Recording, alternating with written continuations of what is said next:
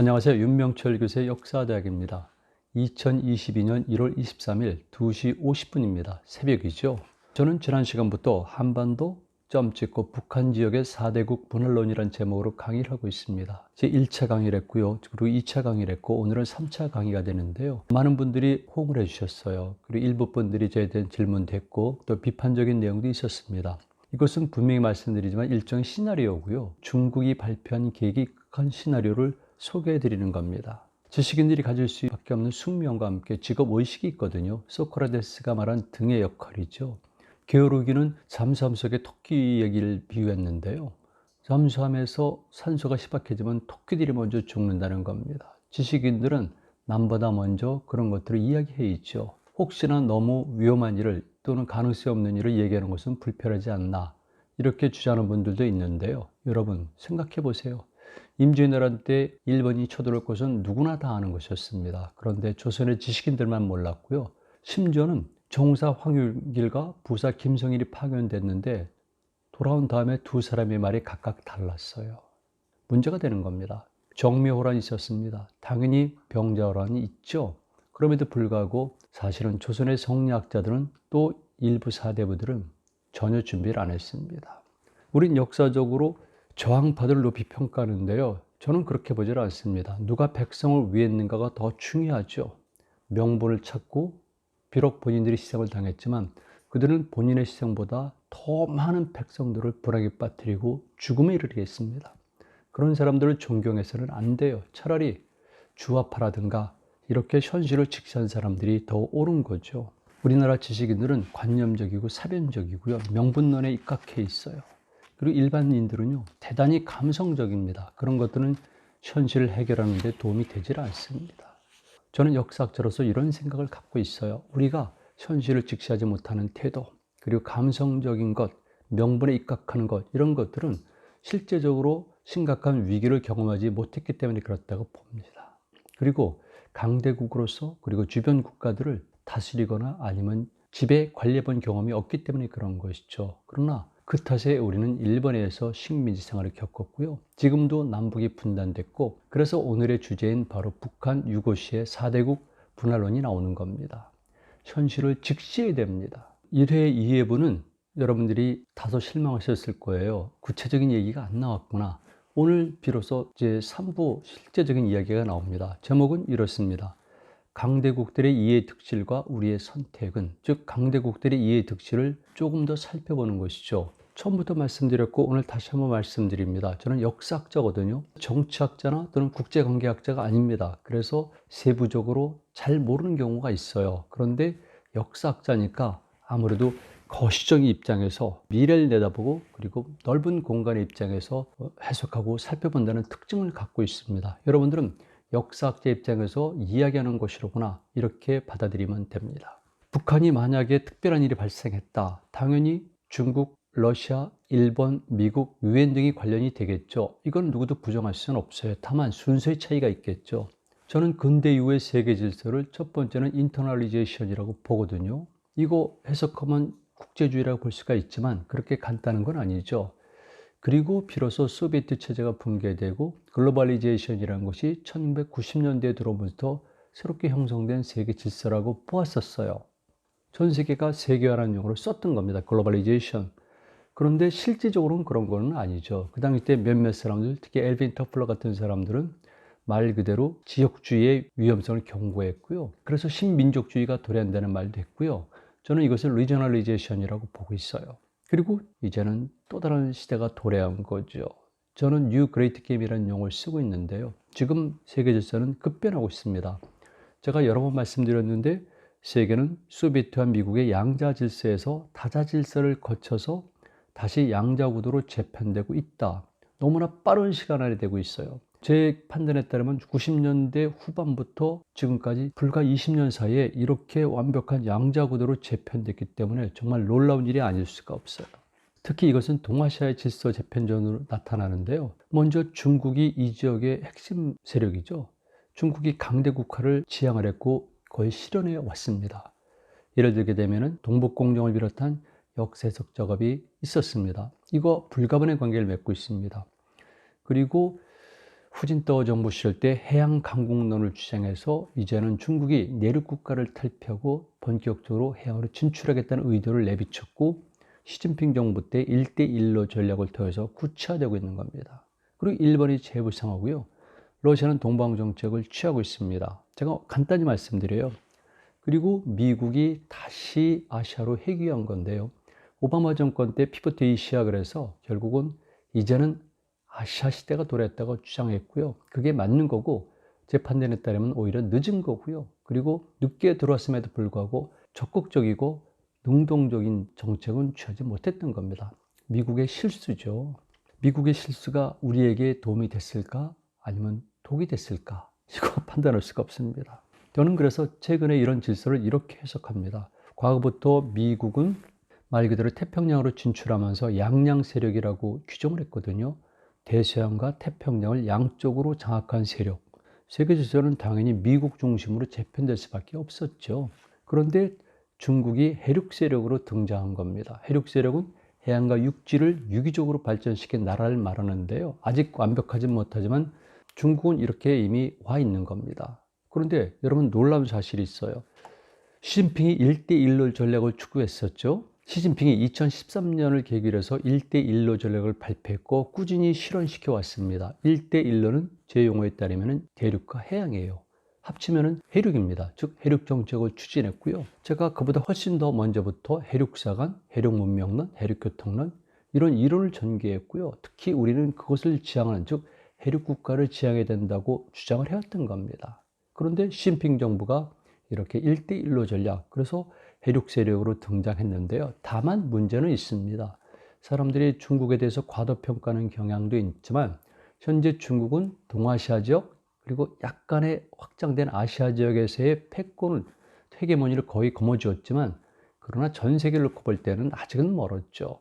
다만 상대적인 존재로서 중국이 부각되다 보니까 양강 세력 이렇게 보고 있는 거죠. 그리고 일부에서는 문명의 충돌이라는 이야기도 하고 있고요. 저도 물론 일찍부터 그런 용어를 썼습니다. 헌팅턴이 주장했던 The Clash of Civilization이죠. 문명의 문명이 아니라 이런 겁니다. 이를테면 민주주의와 전체주의의 대결이라든가 또는 자본주의와 변형 사회주의죠. 덩샤오핑, 등소평이 주장한 것이 사회주의 시장경제 체제죠. 이거 저는 변형 사회주의라고 봐요. 이런 문명 간의 충돌이 바로 현재의 상황이라고 말씀을 드립니다. 이런 부분들을 다룬 책들이 역사전쟁 또는 동아시아의 해양 영토 분쟁과 역사 갈등의 연구라는 책이고요. 자, 중국을 더 구체적으로 보면은요. 중국과 이때 중국은 현재 중화인민공화국이 차지한 영토의 동쪽 부분을 생각하면 됩니다. 이런 중국 지역과 우리는 지정학적으로, 지경학적으로, 지문화적으로, 지심학적으로 어떤 숙명이 있어요. 특히 지경학적인 요소는 덜한데 지정학적, 지문화적으로는 정말 숙명적인 관계라는 겁니다. 나중에 말씀드리지만 우리가 통일되면 중국이 분열되어야 되고요. 중국이 통일되면 우리는 분열되거나 상당히 어려움에 처해요. 이거 지정학적 숙명입니다. 저는 동아시아를 삼액체제로 보고 있거든요. 일방적으로 중국 중심으로 보는 일극체제가 아니라 삼액체제로 보는 겁니다. 그래서 중국 문명권 또는 중국적 정치체제, 그리고 서북쪽으로는 북방 유목 문명들이 있고요. 이게 명실공히 대륙 세력이에요. 그리고 우리 동방 세력이 있는 겁니다. 한민족의 통일은 어떤 의미를 가질까? 우리에게는 만주, 즉 고토를 수복한다는 지심학적 측면이 있어요. 그리고 지정학적으로는요. 해양력을 보완시킬 수가 있고요. 대륙으로 진출할 수 있는 교두보를 확보한다는 겁니다.